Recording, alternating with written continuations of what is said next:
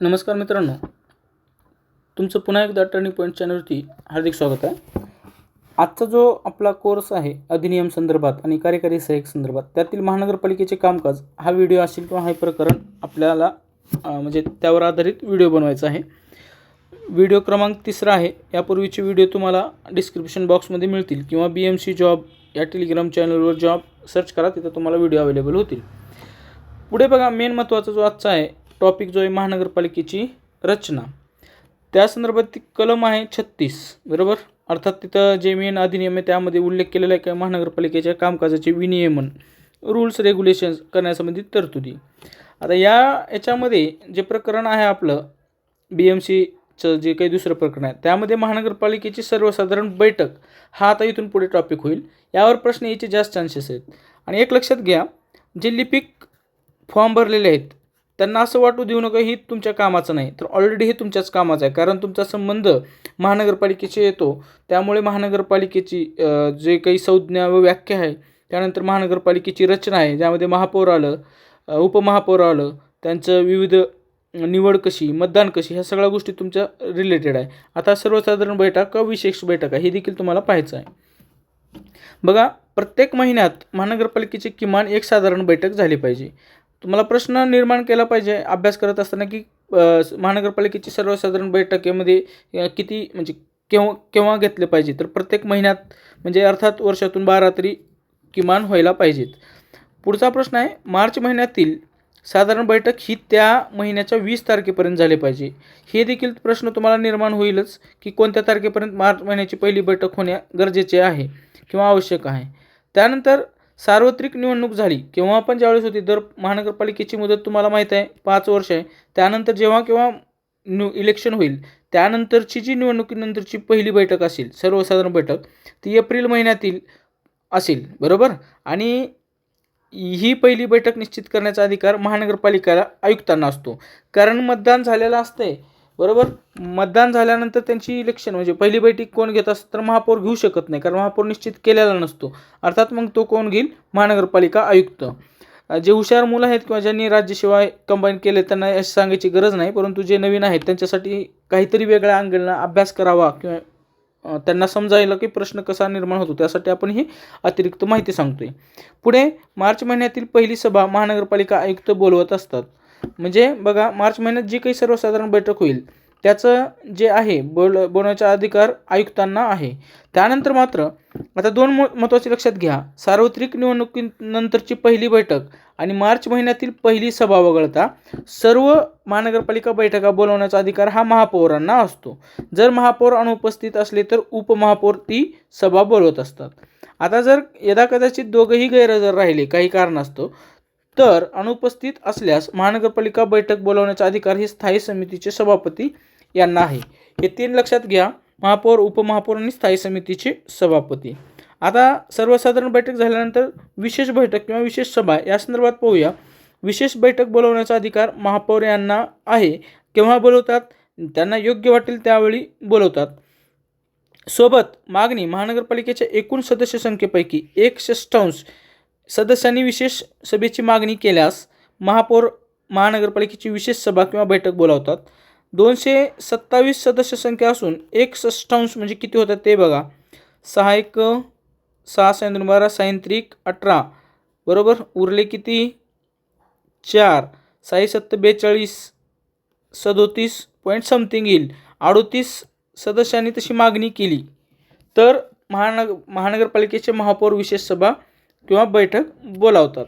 सभेचे स्वरूप महानगरपालिकेची प्रत्येक सभा ही सर्वांसाठी खुली असते, परंतु महानगरपालिका महापौर हे गोपनीय सभा देखील बोलवू शकतात. ओपन टू ऑल असते, परंतु गोपनीय सभा बोलवण्याचा अधिकार कोणाला असेल, महापौर यांना.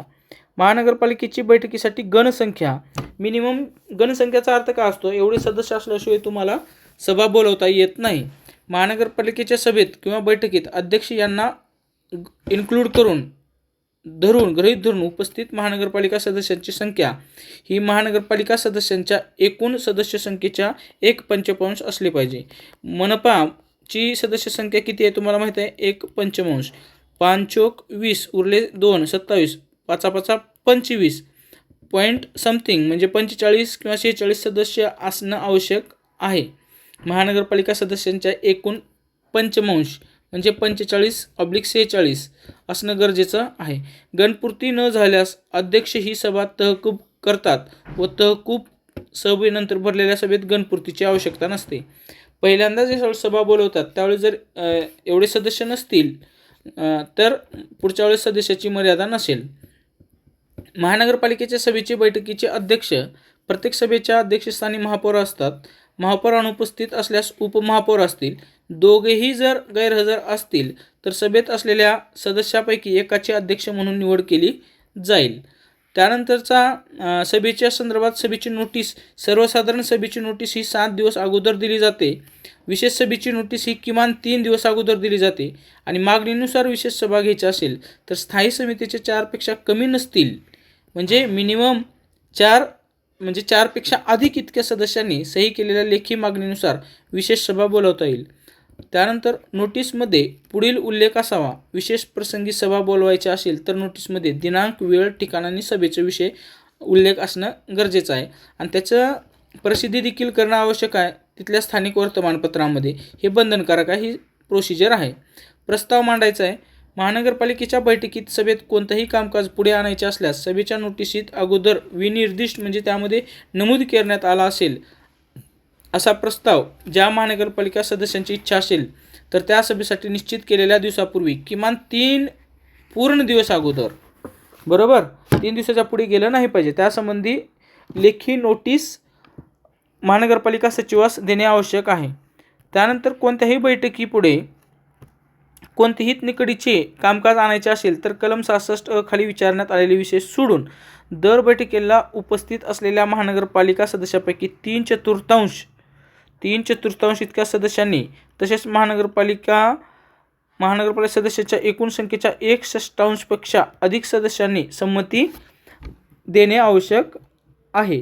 म्हणजे काय, कोणत्याही बैठकीपुढे निकडीचे कामकाज आणायचे असेल तर आता ही खूप गरजेचं आहे असं म्हणायचं असेल त्यांना तर 227चे 3/4 म्हणले त्यांनी. 4 × 4 = 5 = 20 उरले 2 4 7 28 आपण 57 धरू आणि 57 गुणिले ही 7 त्रिक 21ला 1 5 2 5 त्रिक 15 16 17 एवढे उपस्थित असलेले, अन्यथा महानगरपालिकेचे जे काही 1/6पेक्षा अधिक सदस्य आहेत त्यांनी, आता जर समजा मी ही 227 का सांगितलं, एवढी जर 100% उपस्थित त्या सभेत असतील तर त्या सभेत जर 200 असतील त्याचे 3/4 ही वेगळा आकडा येईल ना. 4 × 5 = 20 हे 0 म्हणजे इथं किती येईल, 150 येईल. परंतु एकूण महानगरपालिकेची सदस्य संख्या किती आहे, 227.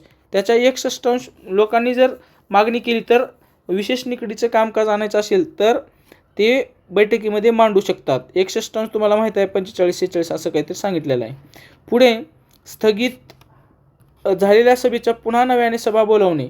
कोणतीही सभा त्या सभेस हजर असलेल्या बहुसंख्य महानगरपालिका सदस्यांच्या संमतीने वेळोवेळी स्थगित करता येईल.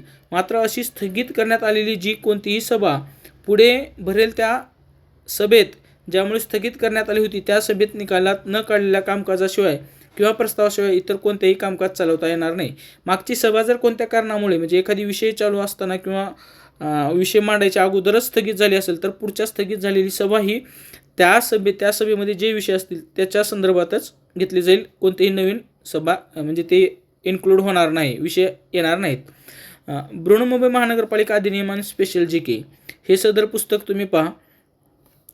पुस्तक पुण्यामध्ये तर अवेलेबलच आहे, परंतु आता हे व्हिडिओ 3-4 दिवशी आहे, परंतु आता सध्या हा पुस्तक जो आहे तो ऑल महाराष्ट्र अवेलेबल आहे, त्यामुळे काही टेन्शन घेऊ नका. फक्त तुम्हाला बुक स्टॉलवाल्यांना सांगावं लागेल, ते बरोबर मागून घेतील पुण्याकडून आणि तुम्हाला अवेलेबल करून देतील. ऑनलाईनची डिस्क्रिप्शन बॉक्समध्ये लिंक मी दिलेली आहे. पुढचा प्रश्न आहे, प्रश्न म्हणण्यापेक्षा पॉईंट आहे, कलम 36 संदर्भात सदस्य निघून जाण्याविषयी आदेश देण्याचा अधिकार. सभेच्या अध्यक्ष सभेत सुव्यवस्था राखण्यासाठी सभेचे अध्यक्ष जे असतील, महापौर असतील, त्यांच्या गैरहजेरीत उपमहापौर आणि उपमहापौराच्या गैरहजेरीत तिथल्या सभेतील एक सदस्य अध्यक्ष म्हणून बसवतील. जर एखादी सदस्य गैरशिस्तीचं काम करत असेल तर त्याला सभेतून ताबडतोब निघून जाण्याचा आदेश ते सभेचे अध्यक्ष देतील.